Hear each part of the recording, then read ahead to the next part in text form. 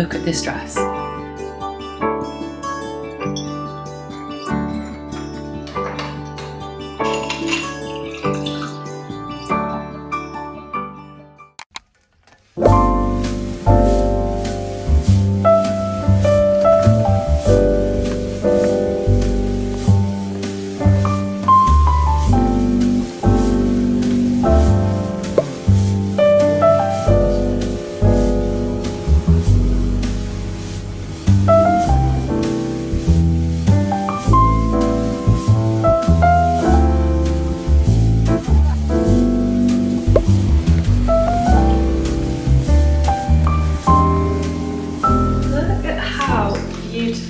These roses are.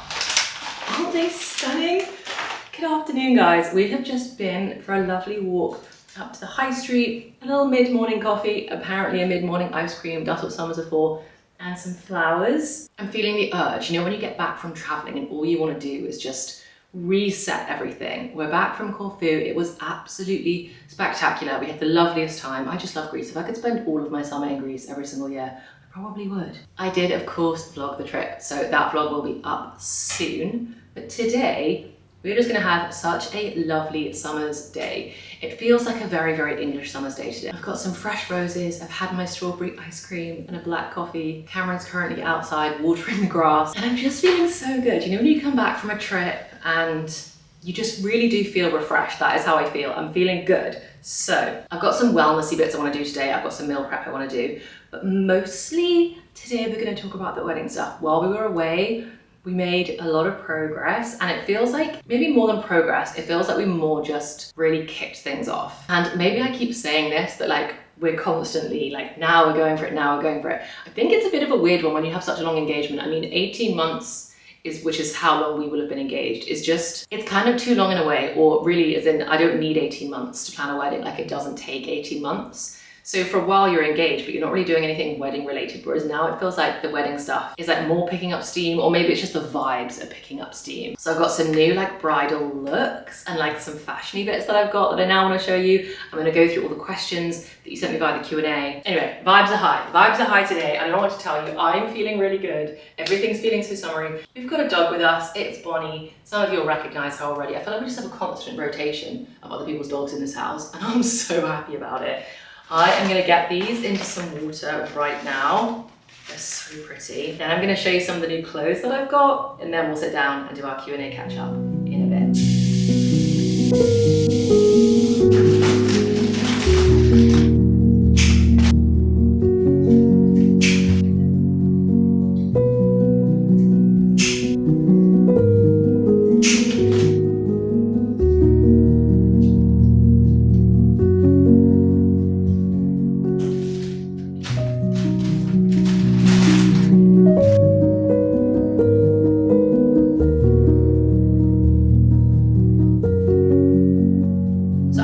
Until now, it's felt a little bit like the whole bridal looks thing. It's been a little bit early to do that. Times have changed. I am now in my bridal fashion era. Bridal shopping begins now. The vibe that I really want to set when it comes to bridal shopping and adding any new pieces to my wardrobe is I want everything to be timeless, because I want to be able to wear it again and again, and I love the idea of there being things that I bought especially for my wedding or wearing around my bridal era that I can wear in like 2, 3, 4, 5 years time, and it kind of reminds me of this period.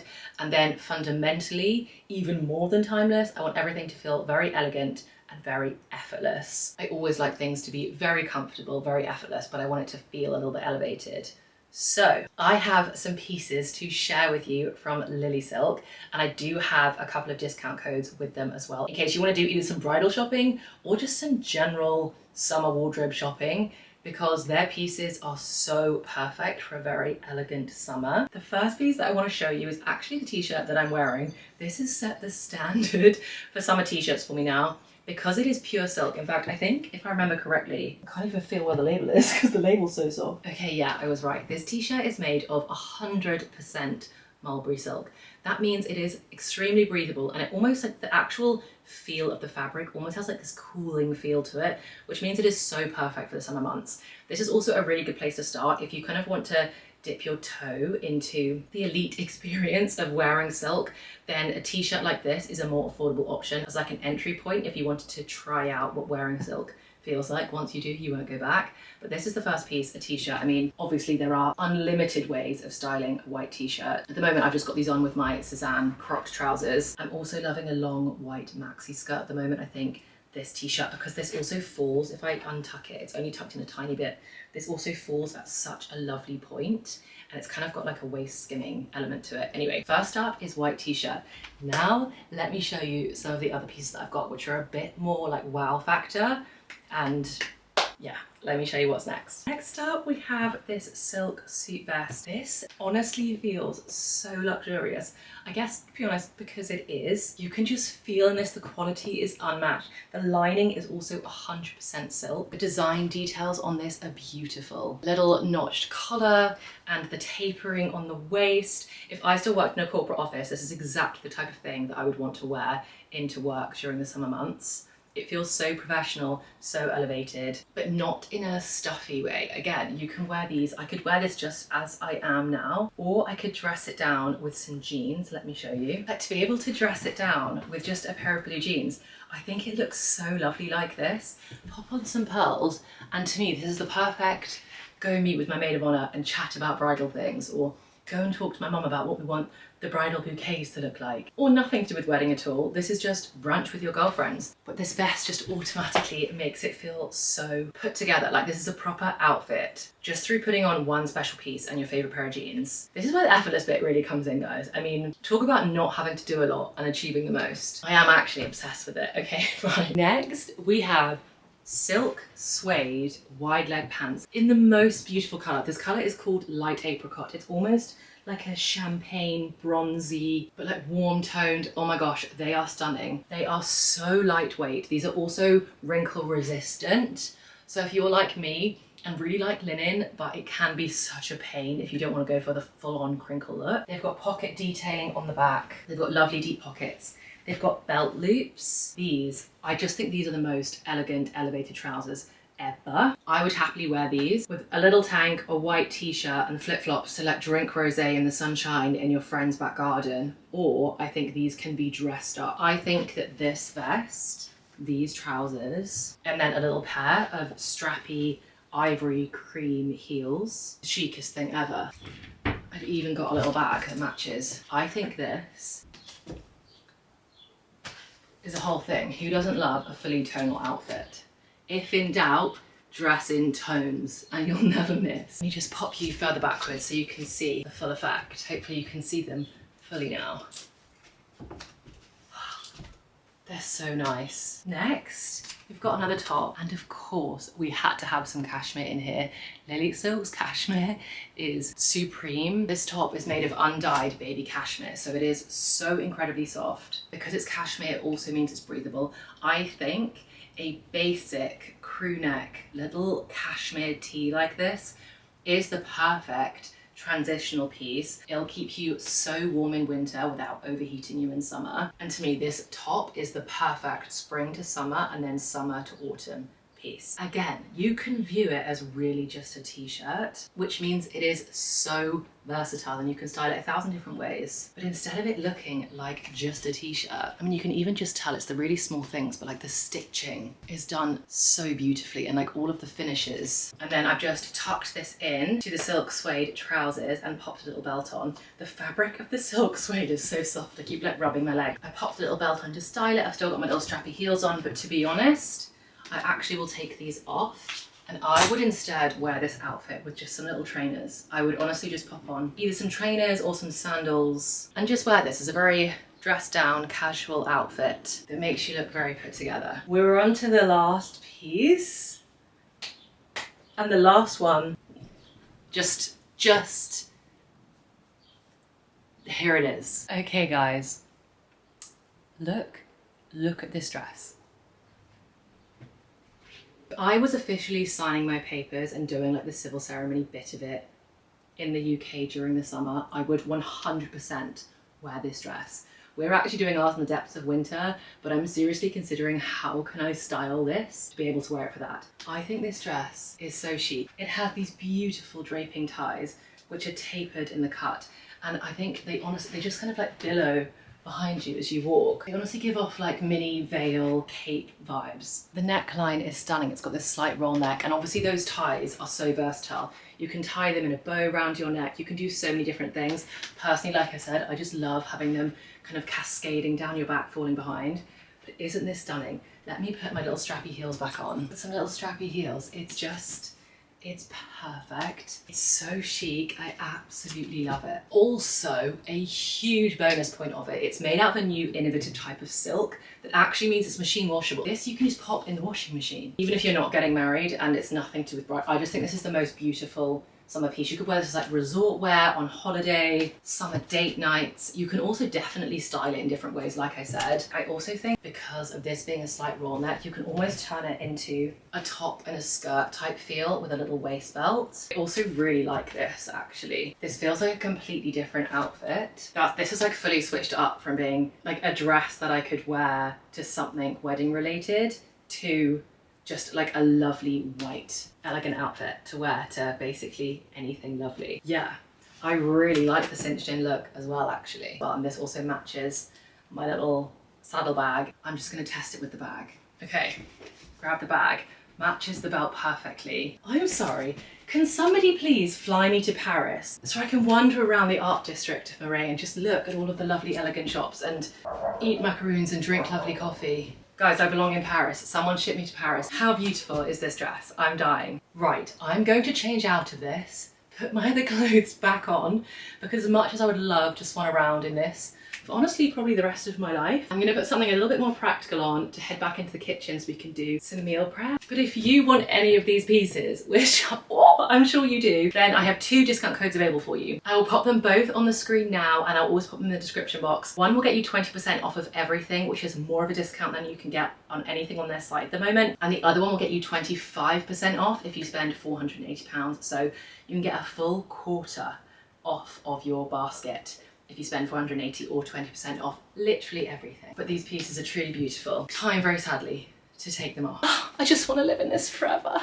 Okay, call me crazy for leaving this dress on, but I think it is actually the most lightweight thing that I own, and it's so hot today. I think we are now over 30 degrees. So this is what I'm leaving on, even though I'm gonna make ginger shots, which can be a little bit splashy, but it does give me an excuse to wear my little floral apron, which I have had for so many years now. And it's so, don't you think this is so pretty? I honestly am obsessed with it. It's from Anthropology. I mean, I'm sure this exact one is probably sold out now, but if Anthropology do another little cute apron, this one is perfect. So I think the shots that we're gonna make this week are gonna be apple, lemon, ginger, and mint. I think that'll be nice and very fresh. Heavy on the mint, light on the apple, heavy on the lemon, and as always, very heavy on the ginger. This amount of ginger is a lot of ginger to go into the shots, but I've said it before, I'll say it again, I like my shots very strong ginger, like very spicy. So that's what we're gonna do. Right, let's make the weekly ginger shots. And then I've got one more piece of meal prep that I wanna do today to set me up for the rest of the week.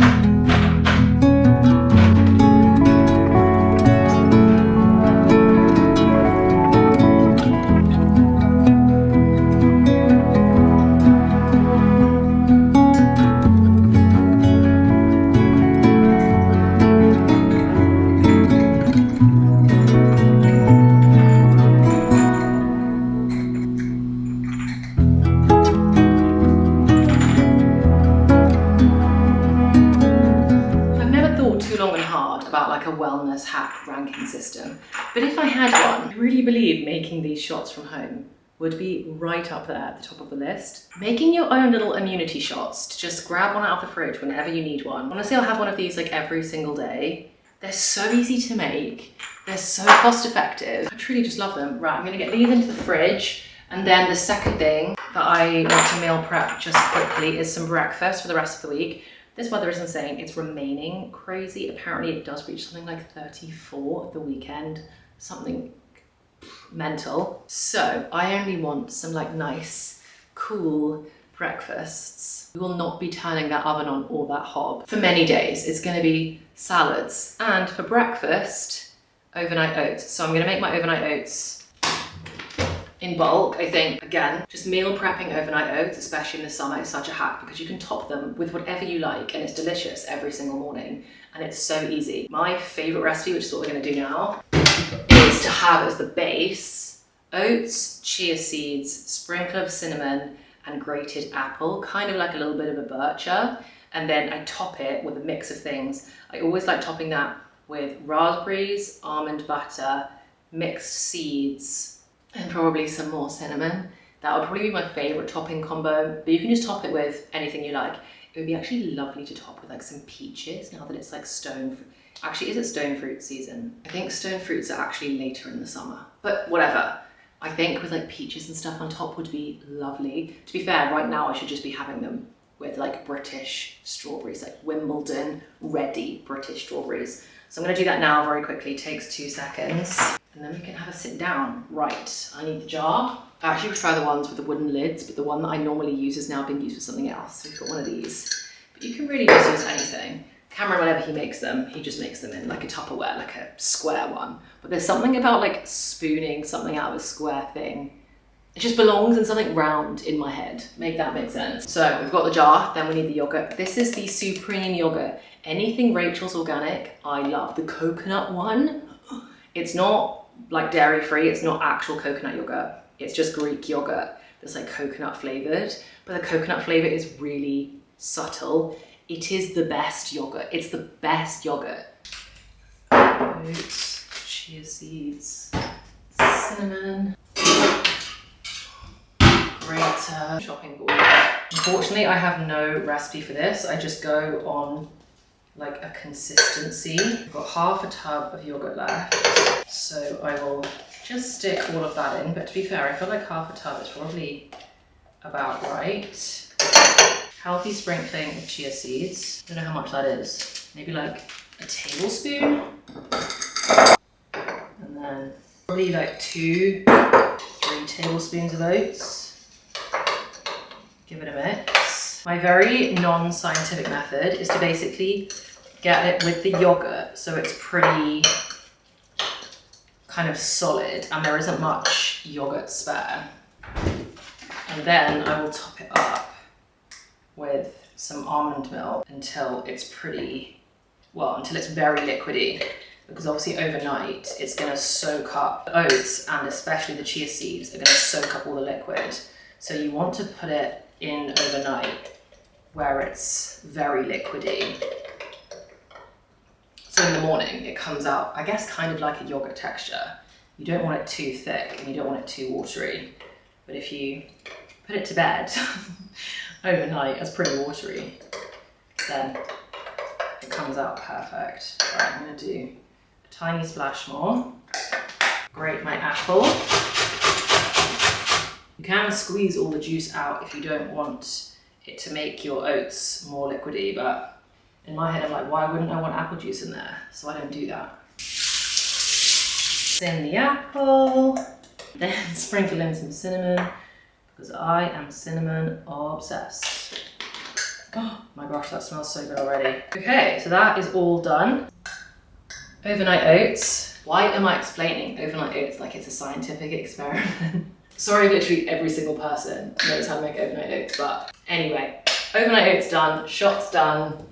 And really, those are the only 2 things that I would say I do every single week from like a meal prep wellness hack perspective. And I think even just doing like 1 or 2 small things like makes all the difference. Knowing that I've got healthy breakfast prepped for me that is genuinely delicious that I love, and knowing that I've got like a little immunity boosting shot every morning. It's just great. Okay, I will also say I haven't really done like a full debrief on the 6-week challenge that I did. It finished a couple of days ago. Well, actually, I think it finished yesterday.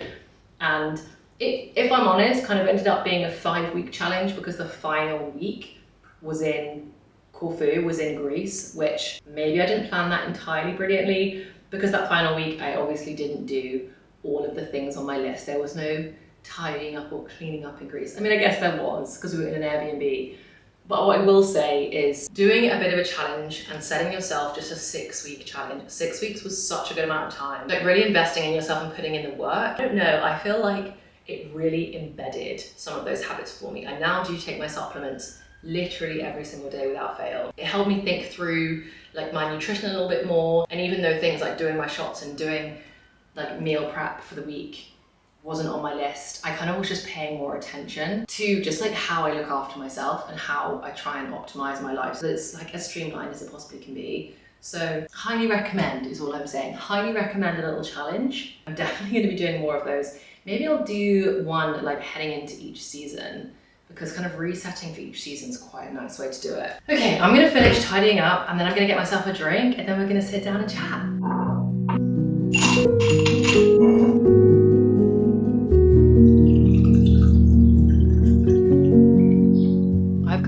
In my bedroom because it's the coolest room in the house. I was hoping we were going to sit outside by the river and that was going to be lovely, but it is way too roasting out there. Also, another recommendation for you. For anyone looking for a non-alcoholic drink that feels like a little bit special and just honestly delicious, the Belvoir Farm, I think that's what it's called. The Belvoir Farm Sparkling Elderflower and Rose. Delicious. Also looks like rosé if you pour it into a wine glass. This is so nice. Oh, I feel like that's going to be like my fancy drink of the summer when I don't want to have a glass of wine. Okay, right, let's hope that now that we're up here, we're going to stop sweating and I'm going to give you a full update on where we're at with the wedding and answer some of your questions. Okay, so actually before we answer any questions, let's start with a bit of an update and some advice. So until I got engaged, I didn't know all of the legal processes you needed to go through to get married. Yesterday, Cameron and I went and officially gave notice for our marriage.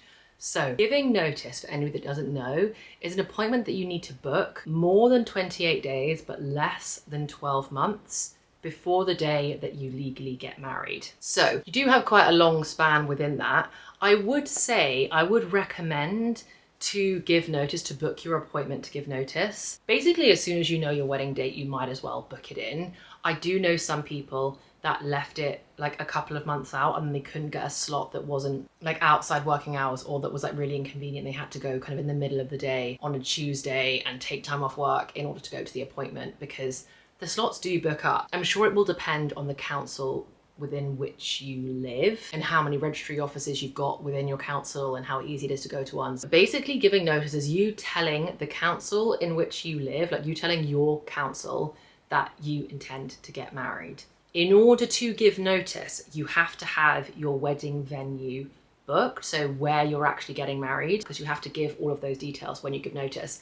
Giving notice is essentially giving notice for your venue. Sorry if I'm getting too technical here, but honestly, this information would have been very helpful to me because I ended up having to do a lot of research to work this out. But basically, we have now given notice that Cameron and I intend to get married at the venue, the English venue where we're officially signing our papers, that we're going to get married at. We could change the date and time of our wedding to a different date and time and our notice that we've given would still hold, but we couldn't change the venue. So they are kind of ensuring the venue, that like the notices for the venue.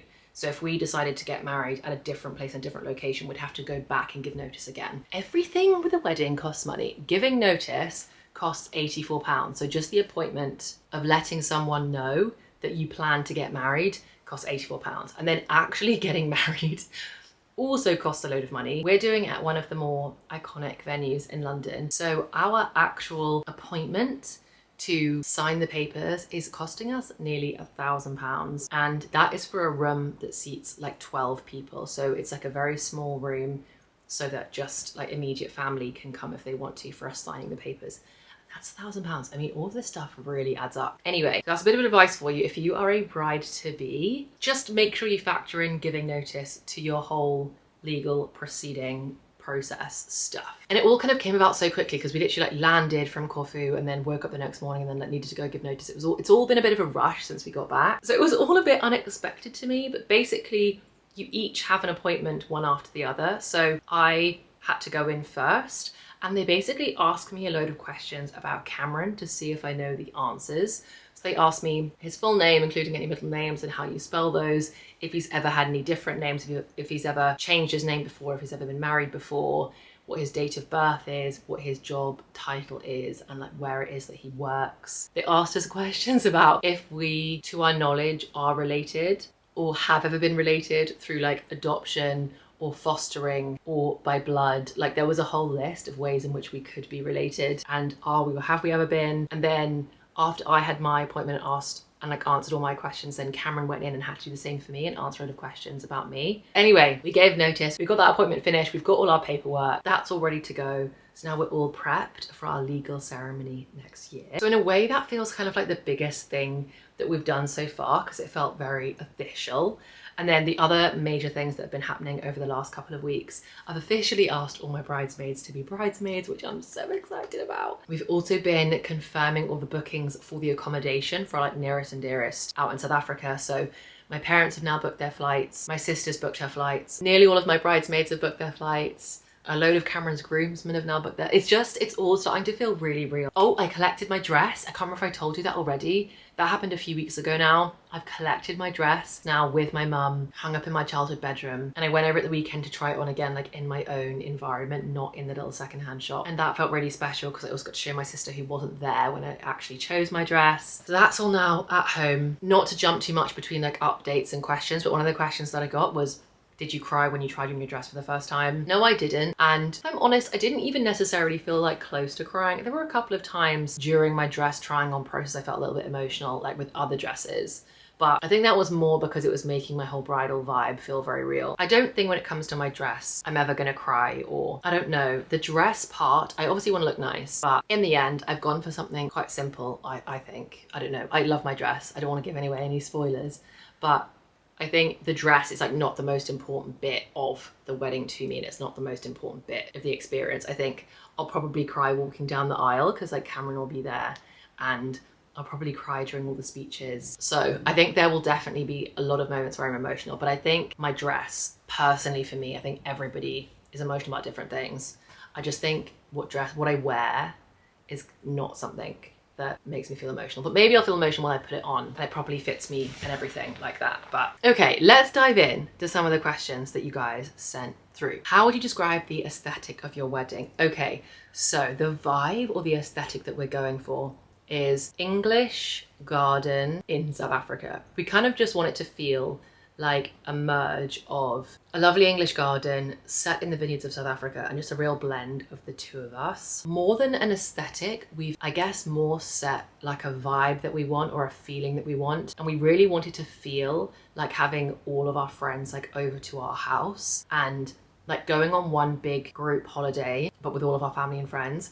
So we wanted to feel like elegant but relaxed and very comfortable. So like we're not setting a dress code for anybody necessarily. Like we hope that people dress up a little bit, and like, and Cameron's gonna dress smart. I think he's gonna do black tie. We haven't officially decided on that yet. And I'm obviously wearing like a whole gown, but for our guests, we just want them to wear whatever they will feel loveliest in. But I suppose if it was an aesthetic, it would be like a plentiful English garden theme, I suppose. How is the planning for your hen coming along? So I've mentioned a hen do before, and I've actually had a few questions from people, I guess from America, being like, what on earth is a hen do?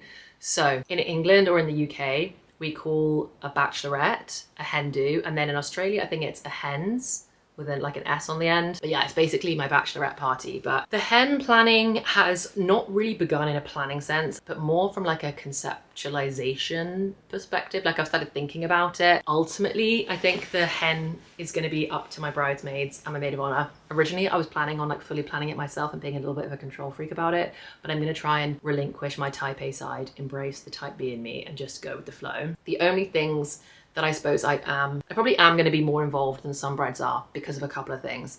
One, we're going to base it from my house. So the only thing that I really did want to do for my hen was I wanted for it to be at least one night. I think it's going to be 2 nights potentially, but I wanted it to be at least one night so I really could spend quality time with my girls. And I wanted it to be as affordable as possible, because obviously we're asking people to fly all the way to South Africa. That's a really expensive flight. South Africa is very cheap when you get there, but weddings are just super expensive in general, and I am not naive to that fact. And not just expensive for like the bride and groom, like expensive as a guest to go to a wedding. So my plan is to kick Cameron out for the weekend. He can go be with his boys and just do like a girly thing based from here, and then probably go into London for an evening. But it is going to be winter. It's going to be a winter hen. And I think for a winter hen do, like being near a capital city of some kind, and like being near London, which is just like my favorite city in the world, we're going to do that. We're going to make the most of that. But it's going to be, yeah, it's going to be a solidly winter hen do. So there's no boat trips and flying abroad and all that kind of thing. I've got some questions on like, what are your hen do plans, traveling or local, looking for inspo. I think from an inspo perspective, when it comes to planning a hen do, the main things I would think about is, where is your wedding? And I'm not trying to be a downer, but I do think that brides should think about the experience of your bridesmaids or who you're inviting to the hen do, because of course it's like the most special day to you, and it's like that day and your wedding is like the most important thing that's going on in your life right now, but it's not the most important thing going on in other people's lives. Everybody's got their own stuff, and I think sometimes expectations on bridesmaids can just be like way too high. So I think about where your wedding is, or what you're already asking of them for the wedding, and then just plan accordingly. Because to be honest, if I did literally nothing but like hung out at home with a takeaway with my bridesmaids, I just want quality time. I just want quality time with them. And I think that is all a hen do should really be, is quality time with your girls or with your favorite people. Yeah, my advice would be, first reflect on what you're already asking of them, and then reflect on time of year and like what's the best thing to do with the time of year that you're having it. Cameron, for his stag, they're all gonna do and again, a stag is the same thing as a bachelor party. I think Cameron actually, I think in South Africa, they call it bachelor and bachelorette. He keeps talking about his bachelors, but for his stag do, I think they're gonna get a house in the countryside somewhere. But again, Cameron's best man to be honest, he's gonna run our entire wedding. Ben is gonna run our whole wedding. We probably didn't even need to get a planner, we didn't do anything. Cameron's best man is like on it. Someone here suggesting getting disposable cameras for the guests to use. I love that idea. Like random, that's actually a really fun idea. I love that idea. Maybe I'll pinch that. That's really fun. What's the biggest thing that I'm looking forward to when it comes to the wedding? Aside from the vows and the speeches, I love speeches at weddings. I love a speech. I think sometimes speeches get a lot of hate, and it's like, don't make the speeches too long, keep them short. I love a speech. So the speeches and the vows, aside from that, I think the thing that I'm really excited about is to have all of our favorite people in one of our favorite places. And where we're getting married is basically a village, and it's kind of one main high street. I keep daydreaming about like a couple of days before the wedding, like Cameron and I wandering into the village to like get breakfast or get coffee or pop to the shops, and just bumping into people and having like a bit of a wedding takeover of the village, and just like that first bit where we like see people from home there, and like collecting our friends from the airport and being like, oh my God, we're here, we're in South Africa and this is like actually happening. I think those moments of all the anticipation, excitement before the wedding, I can't wait. Like I literally can't stop reading. I can't wait for that. Things that you're not going to include due to budget, decor, favors, etc. Favors is definitely one of them. We're not going to do any wedding favors. We definitely want to say thank you to people for coming, and there'll be lots of that in the speeches and everything, I'm sure. But yeah, we're not going to do favors. We're not going to do printed menus on every single person's plate as well. We're going to have like menus in the middle, and people can be like, oh, can I see what we're having for dinner? And they can like lean over and check, because stationery I think is a really easy one, or like for us it's been a great one to cut costs. Our wedding planner also gave us the advice that stationery is one of those things that it can make your wedding end up looking like a little bit like littered or cluttered, especially if you're getting married somewhere very windy like we are. Cape Town is very windy, and she said things like having an order of service book or having individual menus on tables, they just blow away. And then you kind of end up with like bits of paper scattered around. So we're gonna cut costs for stationery in like quite a few ways.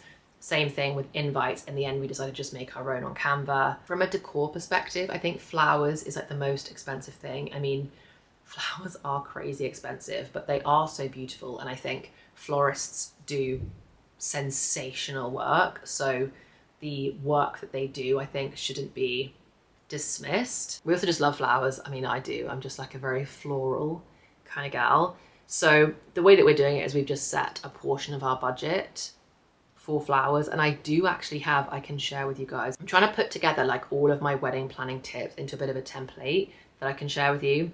But within our finance one, we've got like percentages of our budget that like go to each individual thing, and then we're just like basically sticking to that budget. But of course, like there's loads of things that end up going. Like if I could, I'd have live music at every single, I'd have live music taking me down the aisle, I'd have live music at cocktail hour, I'd have a full big band for the reception, I'd have a DJ as well. We're just not doing that. We're being selective about when live music matters to us and when we just can't afford like a full band.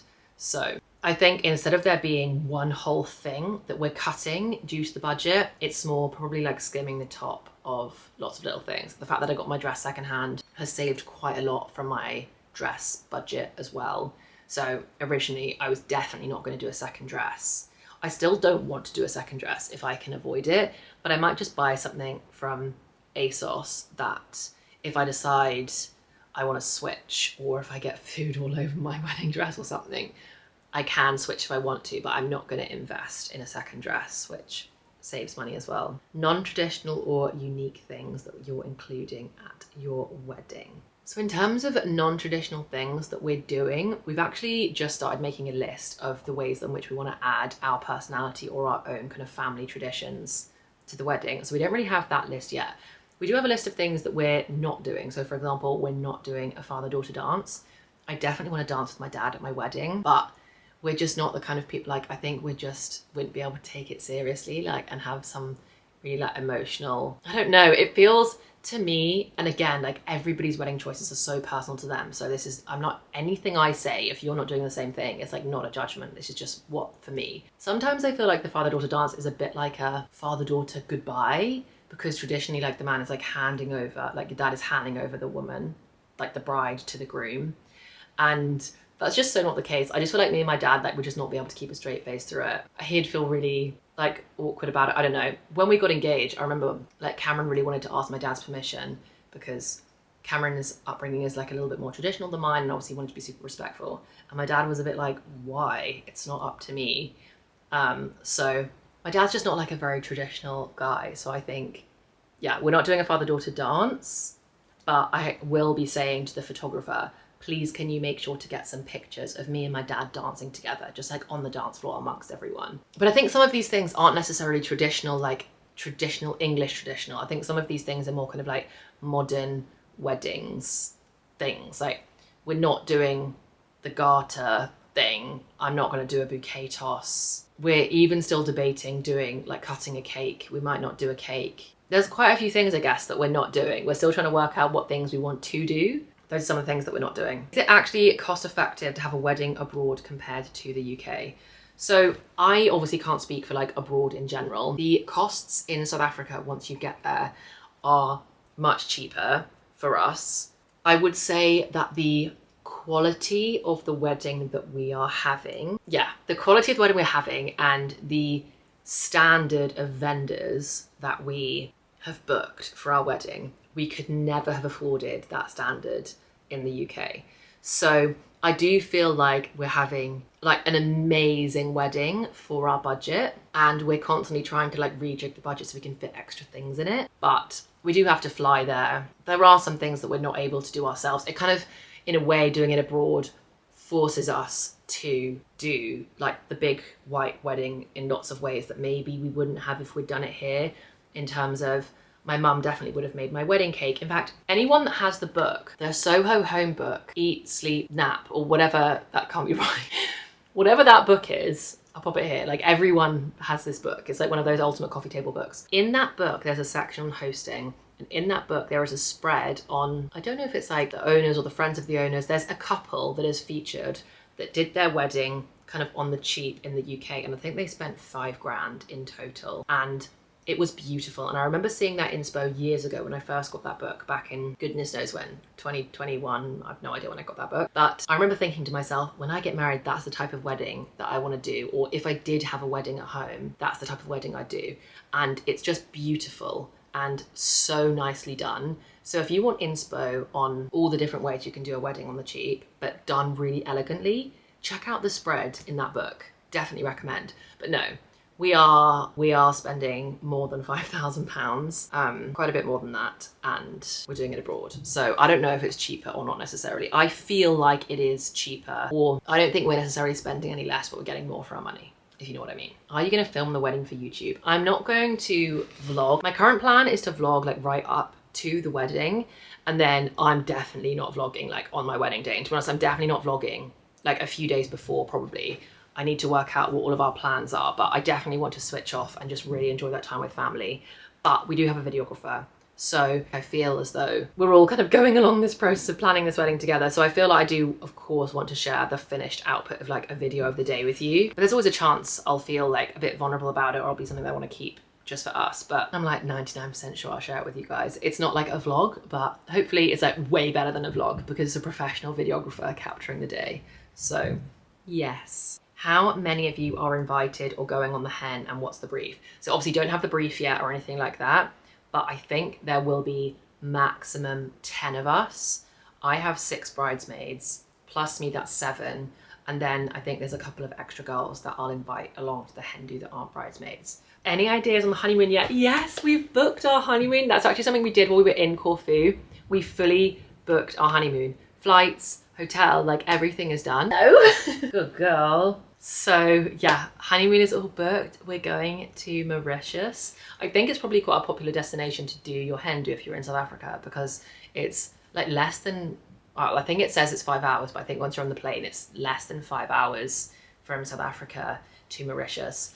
We knew that we kind of just wanted like a beach holiday to just relax. We do feel maybe like a little bit bad that we're not making most of the opportunity to go on some epic adventure. But I mean, going to Mauritius is pretty epic. Has your mum got her outfit yet? No. If anybody has any dresses, shops, or anything they recommend for mother of the bride outfits, not necessarily too like stiff or traditional ones because it's going to be hot. I think she's wanting something quite like floaty, but obviously still like elegant and nice. So if you've got any recommendations for mother of the bride dresses, my mum is like very little. I think she's like 5'1" or 5'2", but she can get it shortened. But if you've got any dresses that you recommend for her, like please send them my way. I know she'd be so grateful for that. Some advice around music being key. It can make or break the wedding. What type of music do you like? I agree, like music sets the vibe. Of course it does. I think music and lighting just always set the vibe in any context. We just want vibes to be high, energy to be high. We know our first dance song. We are going to do our first dance. We've already chosen that. I've got no idea what song I'm going to walk down the aisle to. We know that we're going to have some like kind of beachy house kind of vibes for our day 2 and probably for like our cocktail drinks. And then I just want the reception to just be like high energy.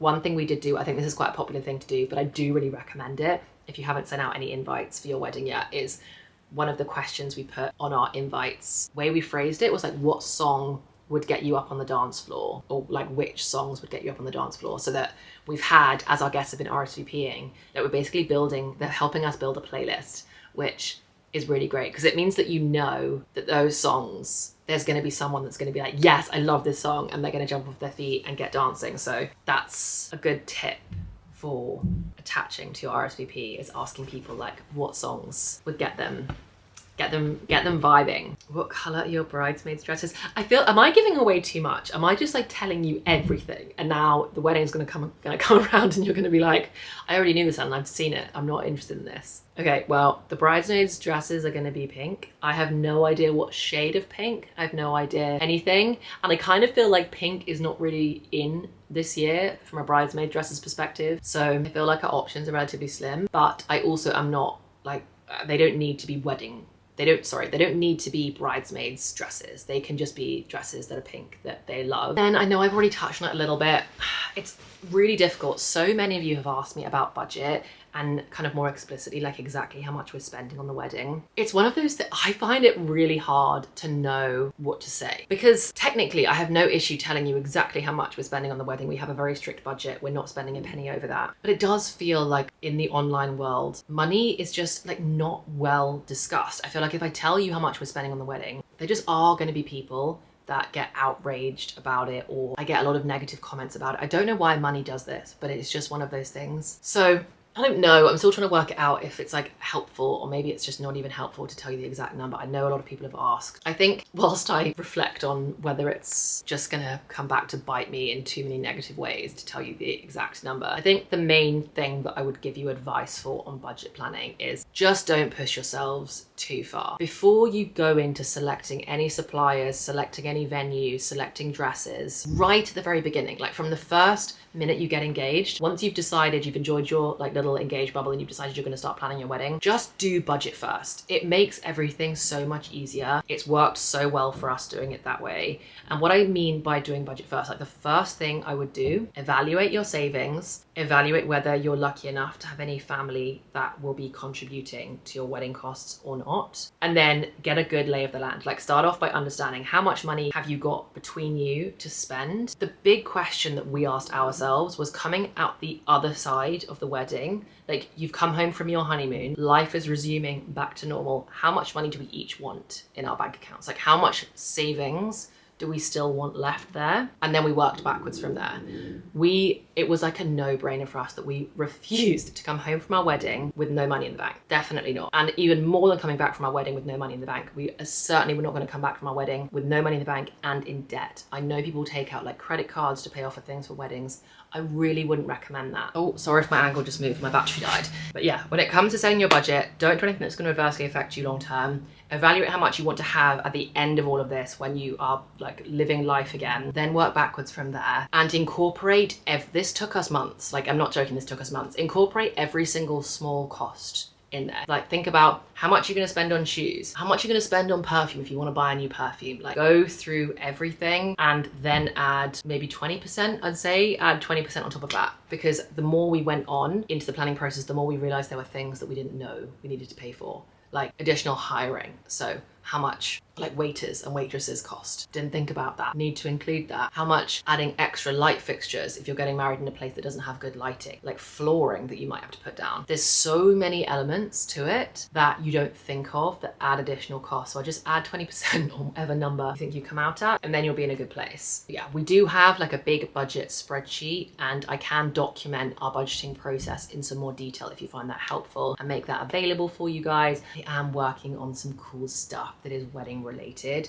and trying to package it all up and basically putting together every single thing that I wish I had when I started this whole process. I'm obviously still learning as I go. I've still got a long way to go until we're at the other side of it all, but I'm trying to document everything I wish I had as I go so that I can share that all with you. Okay, I feel like that was most of the questions, and if it wasn't, to be honest, I probably need to just stop talking anyway because that was a lot of wedding chat. Let me know if you've got any other questions that you want me to answer, and we can definitely do this again. DM me if you've got anything specific that you want to talk about, like more privately and not in the comments. This is officially Bonnie saying she wants to go for her evening walk. Yeah, is it time for your dinner? Is it? Should we have some dinner and go on a little walk? Maybe we go on a walk and then have some dinner when we get back. Oh, you're so sweet. Those little air legs. Okay, I am gonna go take Bonnie for her evening walk. Yes, you! Thank you for spending the afternoon with me. It's gonna be such an amazing summer. I'm having a great time already. Sending you guys loads of love. I hope you're having such a lovely week, and I cannot wait to see you in the next one. Bye, guys.